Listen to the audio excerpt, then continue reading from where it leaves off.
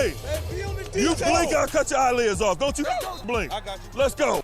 And it is the summer of football, as we like to call here in Chicago and worldwide, as we're counting down to yet another season of the NFL, the 102nd season, mind you, right now. First year, can't believe we're finally slowly coming out of COVID right now, but keeping fingers crossed for everybody right now with this new wave, the Delta mutation right now. Please, everybody, continue to stay safe and well during this time right now. It seems like it's attacking states right now with low vaccinated sites. Not to get anything or stir a little bit of high concerns or red alarms, but right now, I mean, let's just continue to come back normalcy, safety. But anyway, we're getting ready to count down right now. We're a little over 3 weeks away from Steelers training camp, which will begin on July 27th. As you can see right now, join me right here on the right side of my screen. You can see right now Wesley Euler. Wesley Euler right here, if you're familiar with him, you can check him out online right now. He is a host on 970 ESPN Pittsburgh, The Afternoon Delight, which you can hear him during late afternoons, as well as SNR Radio, too. You can access via the Steelers app right there, the Yinzer app. It's called Steelers Blitz, and you can hear him with Arthur Moats, especially every now and then, especially during the season, every day. And then during the season, when times get through, when the games start counting, he's also co-hosting along with Tim Benz and Am Crowley.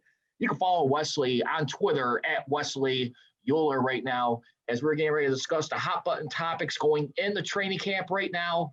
And so interesting changes coming up here. But Wes, thank you very much for joining. And what's going on, my man? How you doing?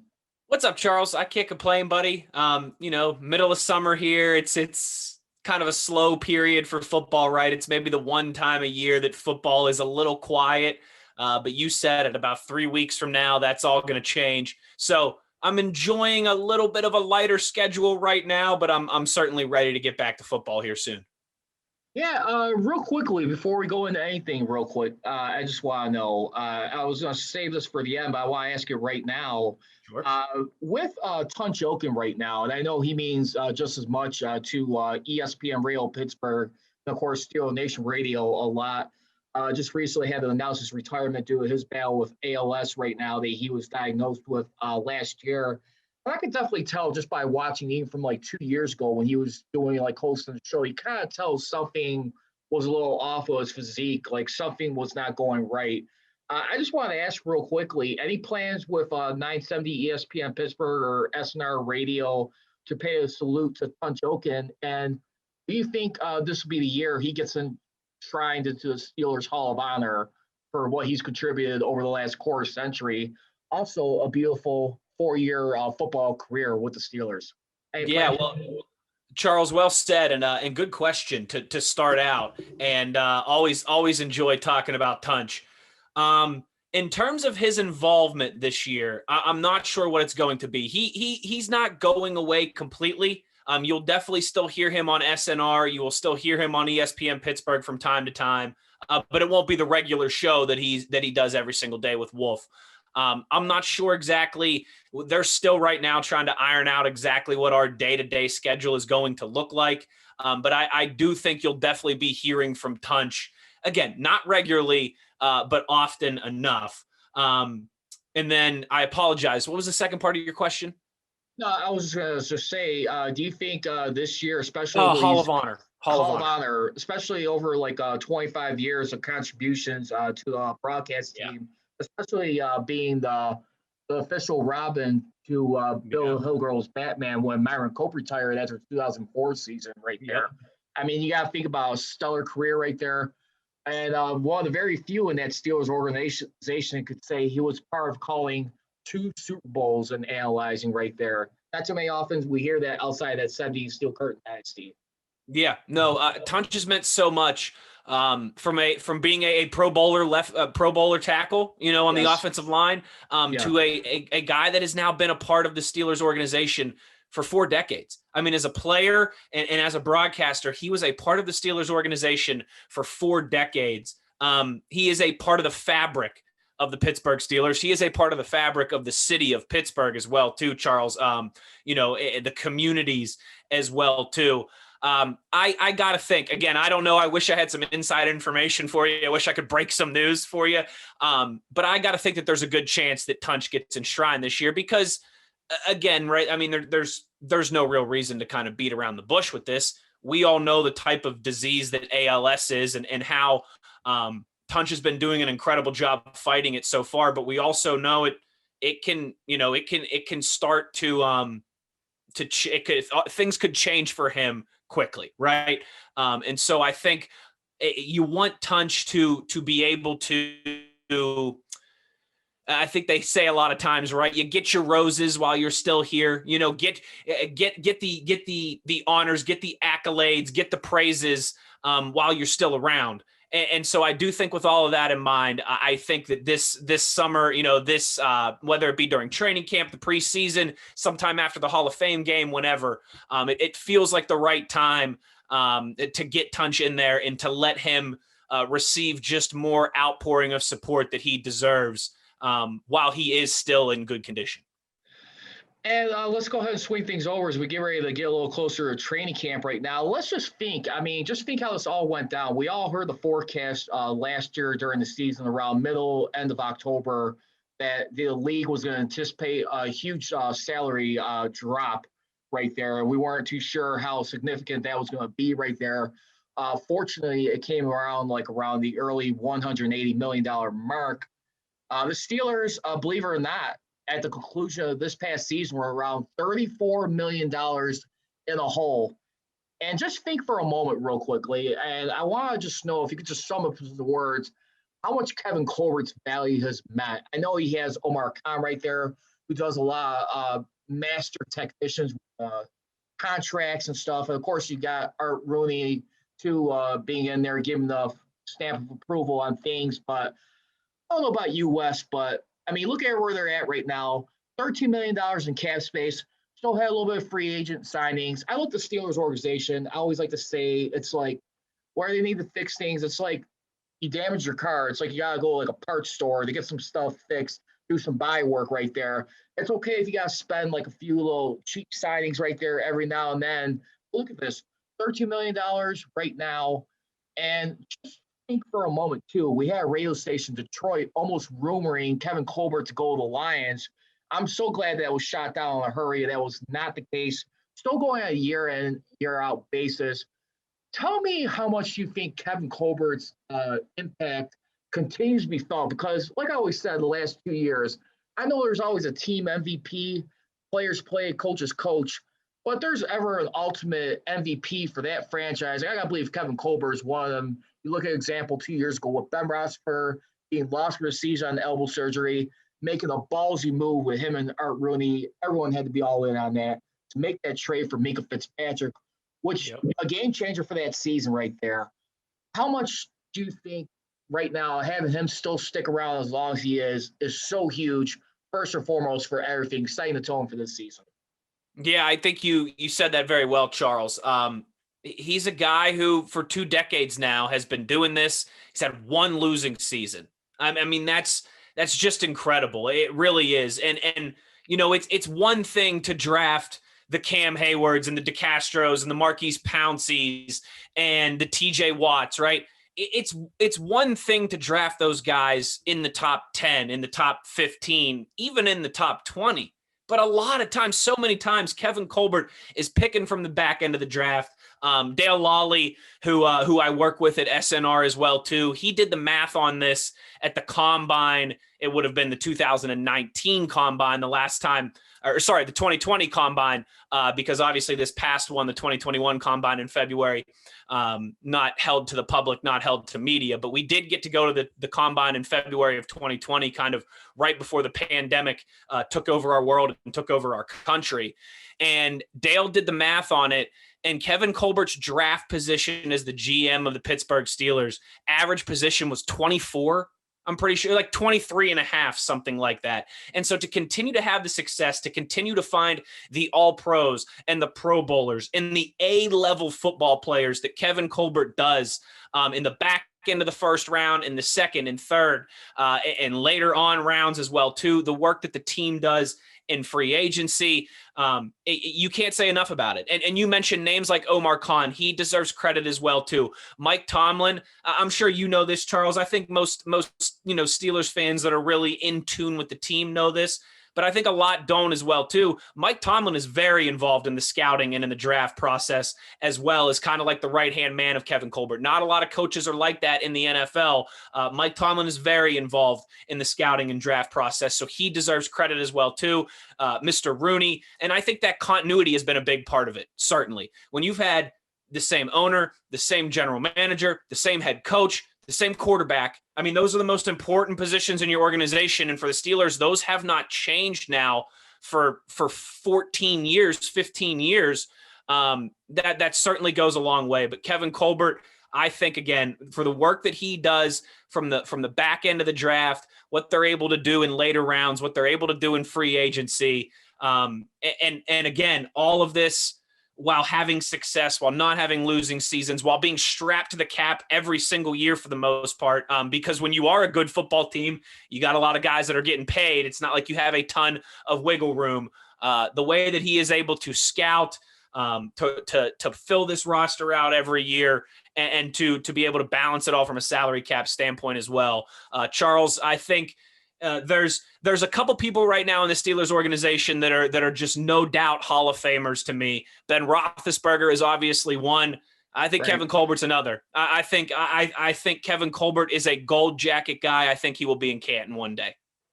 I would definitely have to make a pitch for Marquise Pouncey too. I mean, I know there's a little bit of hesitation with him. Yeah, there's more guys we can definitely talk about, but Kevin Colbert to me is like a without a doubt surefire lock, like Ben Roethlisberger.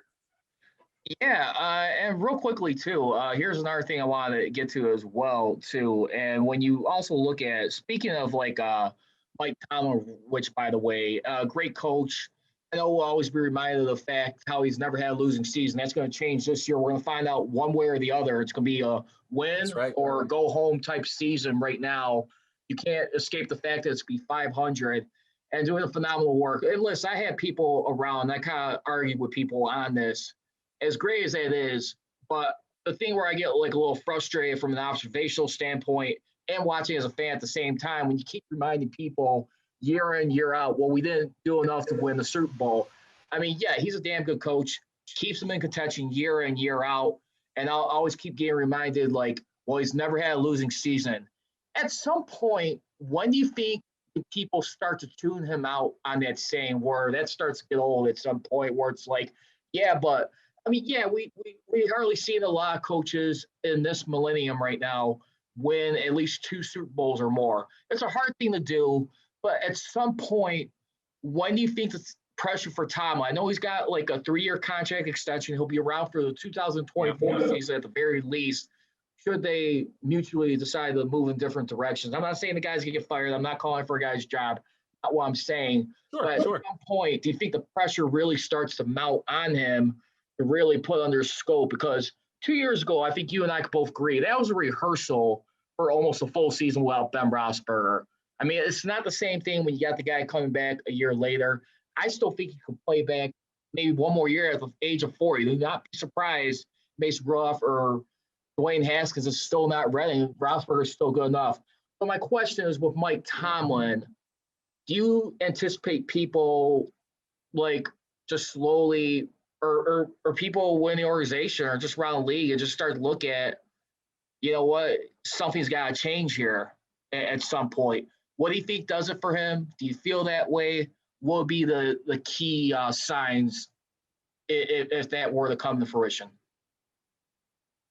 Yeah, so, man, you ask a lot of interesting questions there. And I think in a way that pressure has certainly already started. I think internally amongst the organization and definitely amongst the fan base, certainly in Pittsburgh and in Steelers Nation as a whole at large. I think another season this year without a playoff victory or you know, God forbid they miss the playoffs altogether. Again, I don't know if it spells the Mike Tomlin being fired this summer, but it might be the beginning of the end. we know this. The Steelers just that's the way they do things. They have immense patience with their coaches. Chuck Noll went through tough times. Bill Cowher went through tough times, and Mike Tomlin, you could argue by the standard that was set before him and that he continued here at the beginning of his tenure. 3 playoff wins in the last decade is not up to the standard. I think particularly when you consider the quarterback and some of the other talent and some of the advantageous situations the Steelers had, losing home playoff games along the road as well. Yeah. No, I was just going to say, I feel like that contract is pretty ironclad. If you kind of alluded to it a little bit, Charles, but I would be surprised if Mike Tomlin got fired. But if it's another quote unquote, maybe disappointing or underachieving is maybe the better word to use, type of season this year, where, like I said, they flame out of the playoffs, one and done again, or God forbid they don't even qualify for the postseason, I think you could see some of those wheels start spinning.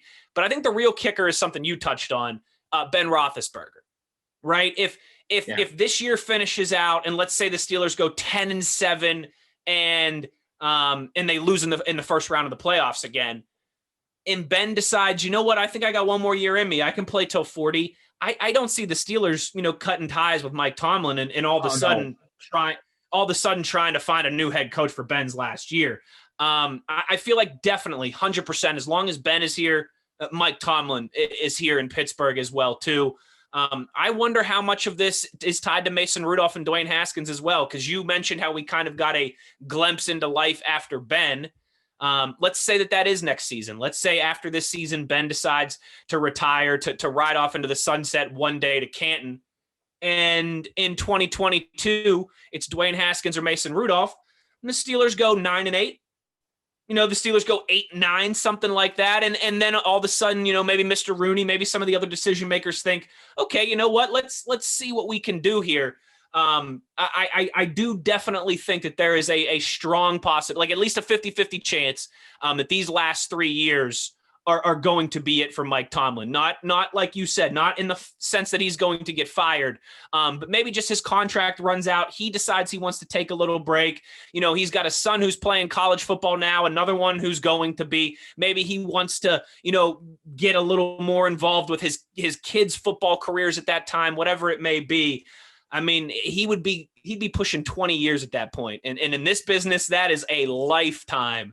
So there are certainly a lot of valid questions in that regard. And I'll say this, Charles, if Mike Tomlin's time with the Pittsburgh Steelers is a round of golf, he's much closer to the 18th green, right? He's much closer to the 18th hole than he is to teeing off on that back nine. I do think that, it might be single digit number of years. Like you could count on one hand the number of years that Mike Tomlin might still be on the sideline for the Pittsburgh Steelers. Not that he's going to get fired or anything like that, but it just might be one of those things that runs its course. And interesting note, by the way, 2 notes real quick before we move on from the Mike Tomlin topic. For coaches in his current group, post-Super Bowl record, Mike Tomlin ranks 5th amongst those coaches at 3-6. Ahead of him are Andy Reid is the only one with a winning record at 10-9. Followed by Pete Carroll at 5-6, as well as Mike McCarthy, Sean Payton at 5-7, and then comes in Mike Tomlin at 3-6. And no disrespect, to those other coaches, but clearly in recent memory in the playoffs as it relates. And like I said, I love a guy that keeps his team in contention, but the more you continue to go one and done in playoffs, I think that starts to get a little bit frustrating. And one other irony too, think about this real quickly.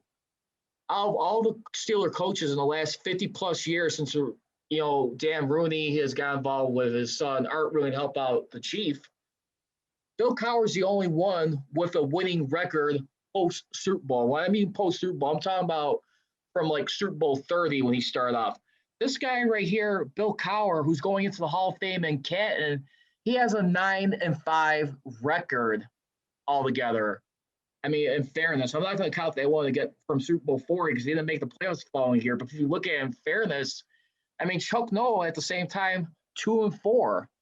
He was already starting to be winded once that era ran out from that steel curtain and transitioned to a new generation of players right there. It was the times, the 80s right there. It was the more characters were getting involved, and that was a little bit of a turnoff for him, especially with the coaches, where the league was starting to get flashy. So just keep that in mind for a second.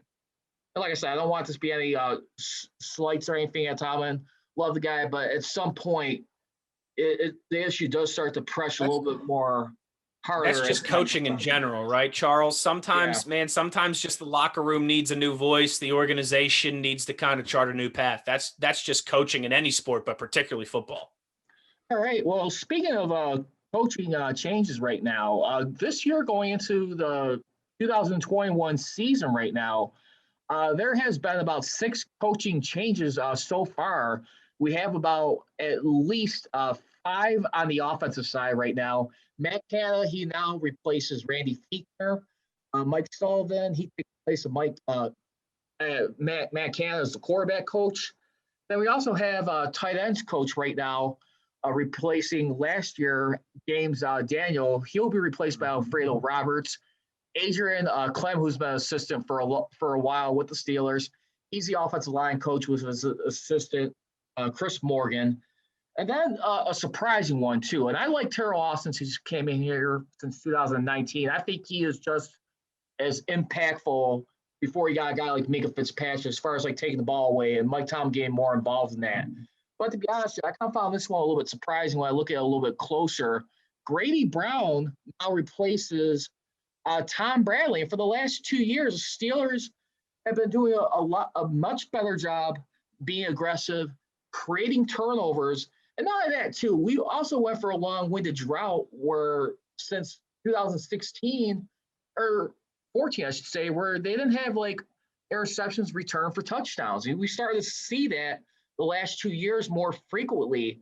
Out of those coaching changes right there on the assistant side, which one's going to stand out for you more? I would expect to be the offensive line coach, but I tell you one right now, too. One that'd be really interesting. I got to believe he's on his final chance right now. That'd be running back coach Eddie Faulkner. I think he came in since they parted ways with Le'Veon Bell. Remember, Le'Veon Bell had his running backs coach. So out of the new coaching assistants, which one are you keying on a little bit closer? No, you're right, Charles. It's a very intriguing year from a coaching standpoint from the Steelers, not just for Mike Tomlin, for a lot of his assistants as well. I could obviously talk about Matt Canada and just a more forward-thinking offense that's going to involve, I think, more motion, more pre-snap movement, more play action, something that the Steelers have been at the bottom of the league at over the past couple of seasons. I could certainly talk about Alfredo Roberts and how I think that it's a big year for the Steelers tight ends. They need Freiermuth to get up to speed as quick as possible. They need Eric Ebron to be reliable in the pass game. But I think you alluded to it. The big one, right, is Adrian Clem. It has to be. We all know the magician that was Mike Munchak here in Pittsburgh for so many years. There's the phrase Munchak's millionaires, right? Of all the guys that played for Mike Munchak, both here in Pittsburgh and then went on to get paid elsewhere. He's the best in the business. Sean Surratt, things, for whatever reason, were not working out up to par. And now it's Adrian Clem's turn. And so not only is it his first year as the offensive line coach, right, Charles, all of a sudden now you've got all kinds of moving parts. I mean, you lose Marquise Pouncey, you lose David DeCastro, you lose Alejandro Villanueva, Matt Filer is gone, right? The one starter that you have back in Chuks Okorafor is going to be playing on the opposite side of the offensive line. The new kids on the block, it is going to be a real – say that again? The new kids on the block, so to speak. No kidding, on the offensive line. New kids on the block. Absolutely. It is going to be like they need those guys to get up to speed fast, right? Because we know as long as the offensive line is B, right? B+, this offense is going to be able to move the ball and score some points. We know the quarterback can play. The wide receiver room is talented. The tight ends are talented. Najee Harris is in the backfield now. The offensive line is the question for this offense, for how much they can do that Matt Canada wants to accomplish.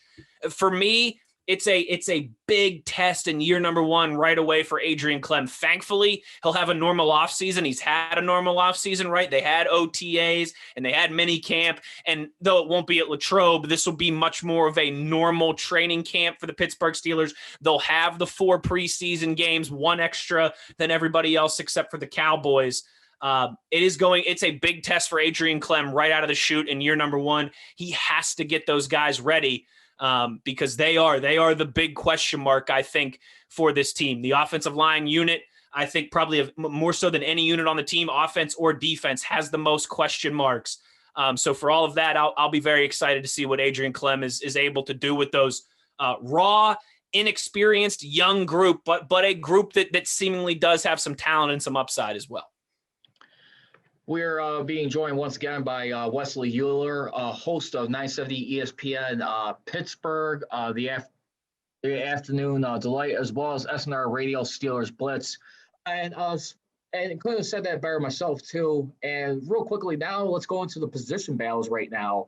Now, I mean, you mentioned on the offensive line too. I think definitely is a clear runaway winner here as far as like positioning. I mean, we still got to see a little bit more.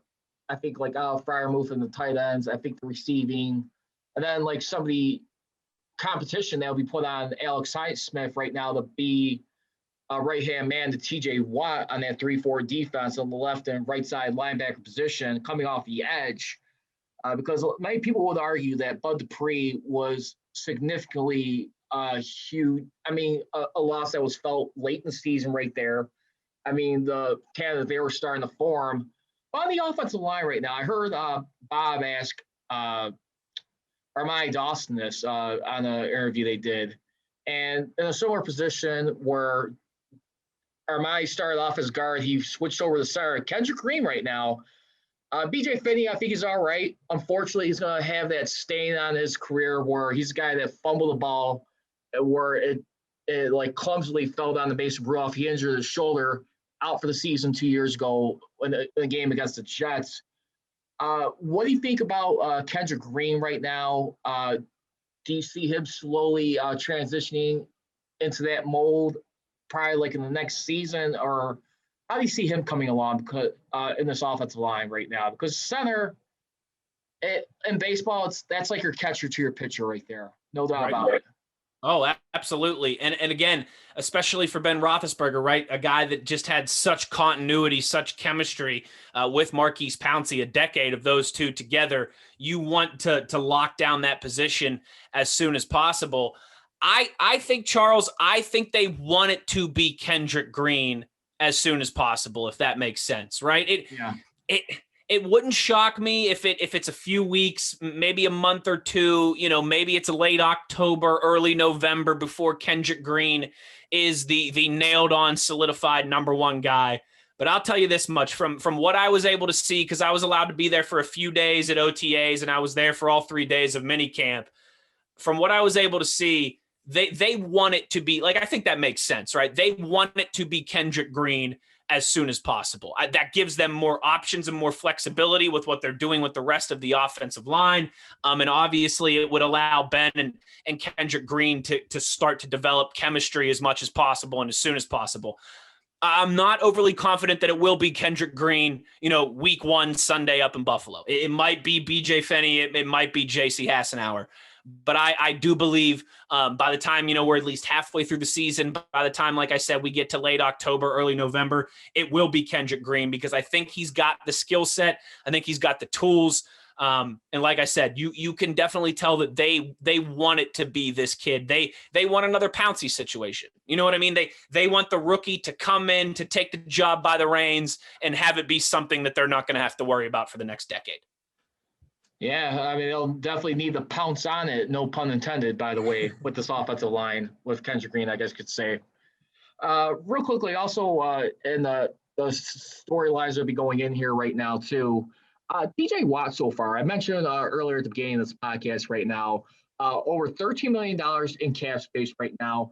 A huge amount that for the $8 million they were saving with David DeCastro's release, which was a surprising, shocking release since there was no injury report and a little concern right now that they may have to find some discipline either in the form of a fine or loss of draft pick. I would expect a fine.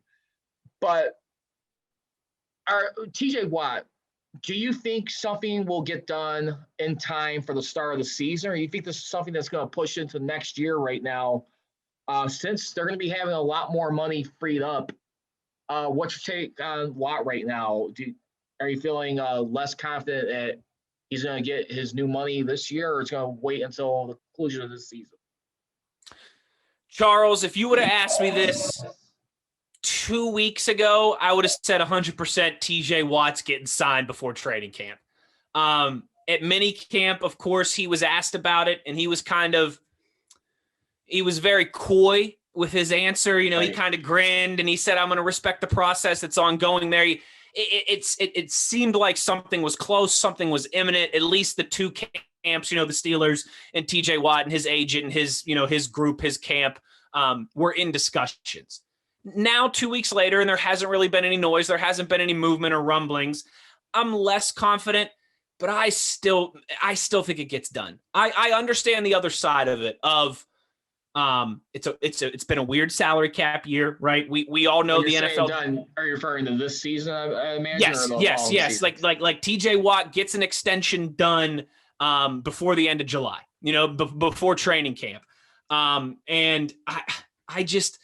Again, I realize the reasons now not to be confident, not to think that that's coming. We are getting close to the deadline here because we know that the Steelers, once they get in season, do not negotiate these types of things. We know that the salary cap's been up in the air. There's a lot of question marks there, but we do know it's going to go back up in a big way another year from now when the NFL's new media rights package kicks in. Just that insane like $3 billion deal that the NFL signed for their next media rights package that's going to help the salary cap skyrocket. We also know, too, that they'll probably have some contracts coming off the books after this year, right? Maybe Ben Roethlisberger, who knows what happens with Juju, but it feels like he's going to try and cash in if the market's there next summer. There's certainly plenty of reasons to think that the Steelers could continue to wait on this. But Charles, we've seen it historically. The guys that they consider their guys, the guys they want to build the team around, right? They've done it with Ben Roethlisberger for a while. They did it with Antonio Brown when he was in his prime and with members of the offensive line too. They've done it with Cam Hayward. They like to pay their guys. They like to reward their guys that they consider, the pillars of the team, the franchise players, the cornerstone players. They like to keep those guys happy. They like to take care of those guys. And on the defense, when you're looking right now, right, when you're looking down the line, TJ Watt and Minkah Fitzpatrick feel like guys that have to be here, for pretty much the rest of this decade, right? I mean, the next 7, 8, 9 years, you want those guys locked up in the black and gold at their age right now, the ability that they've shown already, when you can argue that they still could even get a little bit better. I just feel like that's going to be a guy that the Steelers are going to want to take care of and to lock down and to not, continue to kick that can down the road. I think you saw some of this with Myles Garrett and the Browns with his extension. Feels like if they would have locked up Myles Garrett, a little bit earlier, maybe they wouldn't have been on the hook for so much money. If you wait another year to sign TJ Watt, Charles, and he goes out and he does the darn thing and wins Defensive Player of the Year this year, that price is only going to go up. The longer you kick that can down the road, I think the price is only going to go up. Even if there's an injury or games missed or things like that, we still saw a guy like Bud Dupree still got his money. I think TJ Watt is still going to get his money regardless of what happens. But what could happen is he could end up costing more. I just feel like historically it feels like a no-brainer. The Steelers like to take care of these types of guys. They're young.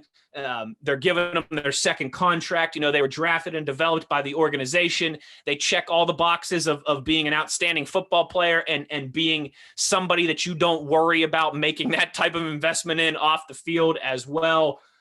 Again, not as confident as I was 2 weeks ago, but I still feel like they get something done with TJ Watt here this summer.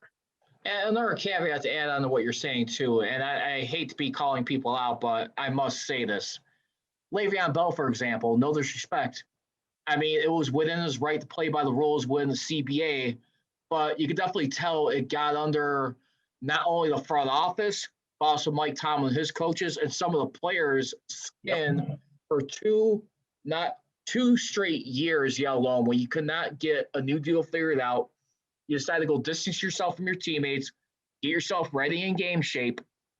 I like TJ Watt's attitude, the way he's handling it. He's focusing on this season. He's being there with his teammates. And when you try and reward people like that, I think it helps to speed up the process of where you're highly optimistic about getting a new deal done, that you're around your teammates, you're showing a more serious commitment, that they'd be willing to cut corners and figure something out before everything gets started. I think there's a huge difference right there. And to be honest, looking back at, I hate to say it, but Le'Veon Bell's agent is a freaking moron. He ruined his career by sitting out that full season. You start to realize how much harder it is. And I have many people tell me how it is without an offensive line. His career, in my opinion, is just about toast right now. That was a huge mistake. Money-wise, he got what he wanted, but performance-wise, I don't see it, especially when you're blowing off an Andy Reid. All people agree. I agree. Yeah, so real quickly, before we move on out here a little bit, I want to ask you right now, on the landscape of Pittsburgh sports right now in general, I mean, outside the Steelers right now, I mean, the Steelers is kind of like that team right now where it's like you live like in an area where it feels like a little bit unsafe at times, but it's still good enough to go out and do your things, go grab a bite to eat. Maybe you don't socialize as much, but it's like the Steelers and Pittsburgh, in my opinion, they're like that last rifle that you have hidden in your closet in case you need for backup protection that you could go to. Yes, you got the Pittsburgh Penguins right there. There's another team right there who's got a situation just like the Steelers, first round exits. And then you got the Pirates right now who are completely horrific right now through their ownership right now. Huntington and everybody and Cherington working together, just miserable years. What would you say is the pulse of Pittsburgh sports right now? Like how many more good years they have left before they have to go through a renaissance right now and a makeover? Yeah, you know what, Charles? I'd say the pulse is getting closer. Cautiously optimistic. Cautiously optimistic. Yeah. I mean, like I think fans are confident that the Steelers, while they you might have like to a security blanket in a way. You know what I mean? Right. I think people are confident that the Steelers, while we might not be knocking on the door of a 7th Lombardi here, right now, I don't think people feel like this team's going to fall off a cliff either. That, as soon as Ben Roethlisberger retires and if Mike Tomlin moves on, all of a sudden, the team's going to go a decade without making the playoffs. The team's going to have losing season after losing season. I think people are pretty confident that the Steelers are an organization that just about every single year, they're going to be playing meaningful football down the stretch at the end of the season. They might not make the playoffs every year, but they're going to get to December and they're going to be playing meaningful football. I think maybe the same thing with the Penguins, right? Because Sidney Crosby's older, but he'll be 34 this summer. So it's not like he's, Sidney Crosby isn't teeing off on the 18th hole of his career either. I think people think that the Penguins will continue to make the playoffs pretty regularly. Hopefully they'll win a playoff series and not be a first round exit. But same thing. I think if you ask most people honestly, it's a playoff team, but not a championship team. Kind of the same thing they'd say about the Steelers is the same thing that they would say about the Penguins. Yeah, they're going to make the playoffs. Yeah, they could make some noise, but we're probably, just a little bit past our true championship window. And then with the Pirates, man, it's almost sad. It is just apathy. I mean, it is just apathy. People just do not care. Charles, I'm 30 years old, man. They've had 4 winning seasons in my life. 30 years. They've had 4 winning seasons in my life. They haven't won a playoff series. They've won a wild card game against Cincinnati, but they have not won a playoff series in my 30 years of life. Like it's sad, honestly, because there was a time, when the team was getting rid of Neil Walker, the local guy. Two words to answer to the why they're suffering with the Pirates. I don't know if you're going to believe it or not. You know who that is? Bob Nutting? Nope. I'll give you one better. It's another B, but not that kind of B. Barry Bonds. Yeah. Barry Bonds leaving the Pirates, going to the Giants. Think about that. Absolutely. At the same they haven't time, won a playoff series since. Well, even when Bonds was around there, they still weren't winning playoff series because the way the format was set up. When you got into the playoffs, you're automatically in that pennant round before Right. that started coming to life in 1995 when it should have been in 94 thanks to the strike shortened year, which cost them Right. World Series or second World Series, I think, in the century. But I tell you what, that's It's a just lot sad. You know, more. have you been to PNC Park? I've passed by it. I've driven around like the neighborhoods of Pittsburgh like 2 years ago, counting down, waiting to go to training camp. I tell you what, that was a beautiful summer of my life. I'm from southeast side of Chicago here, and I got to tell you what, I love traveling on around the roads. But man, I still cannot believe 2 years ago was Daryl. What was his last name again? Drake, Daryl Drake, right? The Daryl Drake receivers passed coach away at coming training up. camp, yeah. I mean, 2 years ago, I was there that weekend. I got there like at the hotel in like around the Latrobe area, late Saturday night, about 7, 8 o'clock. Wake up the next morning, get ready to go like training camp, and I'm like near like a cemetery, which is like a little awkward. But before I'm going there, it's like I'm hearing the news that he passed away, and they're in that all things with training camp. I was there that weekend. Wow. And just Yeah, oh that my was gosh, that was so messed up. I could not believe like what the hell was happening that weekend. But that was such a yeah, that was a sad sad weekend. That loss was in my life. second. That was only my second training camp. Yeah, that was a rough couple days. But yeah, man stinks not to be getting out to Latrobe this summer. But yeah, it's apathy with the Pirates. That's all it is. Beautiful ballpark, but Right. people were angry, when they started trading Neil Walker and Andrew McCutchen, and people were angry at first, but now it's just apathy. It stinks. It really does, because I mean, you look at what the Steelers and the Penguins have accomplished, over the last 20, 30 years. And then and then there's the Pirates doing absolutely nothing. If you're not spending a dime on anybody or some like key talent right there to kind of cash in what you're trying to develop, no disrespect. Let's not go for this Philadelphia 76ers BS where it's like trust the process here with the Pirates. I don't think so. At some point, you do got to spend. Last thing, and I just want to say thank you very much for sticking around with me. I know I kept you a little bit longer than what I should, Wes. All right, Thank you buddy. very much, by the way. But last one before I let you go. Favorite football movie that gets you like ready to go for the season? You watch like you're going into the season, during, or after. I've watched one earlier in the year off of HBO app, Any Given Sunday, which is a good one. I like Waterboy, like my top three, but what would be your football movie that you go to that gets you warmed up? So it's funny, you just nailed two of my top three there. I love Any Given Sunday. I love Al Pacino. I mean, Al Pacino is just, from The Godfather to Scarface How do you to think Donnie. Adam Sandler will fit in with that cast? They had to do that over. How do you think he would fit in? Donnie Maybe middle Brasco. linebacker or something? Any Given Sunday. I've always got time for Al Pacino. I love The Waterboy as well too. Love Adam Sandler. Mama's Wrong Again. I love The Waterboy. But my favorite football movie is Remember the Titans. I mean, it's just tough to beat. Denzel Washington is incredible. The story is incredible. It's so well acted. To me, Remember the Titans is not just the best football movie ever. I mean, it's arguably the best sports movie ever. It's a phenomenal movie. So that would be my holy trinity right there. Remember the Titans, Waterboy, and Any Given Sunday. Great stuff. Well, Wesley, I just want to say thank you for coming on and joining here. I don't know if you got any more stuff in the works coming up for the season, but I think we're pretty much hit it all. Once again, Wesley Euler right now, host of ESPN Pittsburgh of the Afternoon Delight, which is here in the late afternoons, followed by the Stan Savran on Sports show. And then you can also hear him on SNR Radio from time to time, especially more intently during the season alongside our promotes. That show is Steelers Blitz. You can follow him once again on Twitter at Wesley Euler. Wesley, thank you so much, my man. Let's hope for a better season this time. Let's not take a step backwards, but who knows? I mean, we'll see what this group has got left right now, especially with Ben Roethlisberger.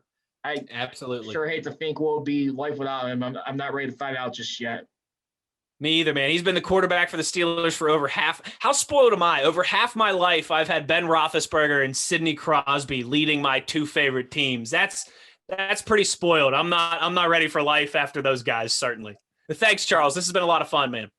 Likewise, Wes. Well, hang in there. You stay safe. Enjoy the rest of your summer, and continue the great coverage. And have some fun for yourself. Thank you so much. Thanks, buddy. We'll talk soon, Charles. Take care. Likewise, Wes. All right!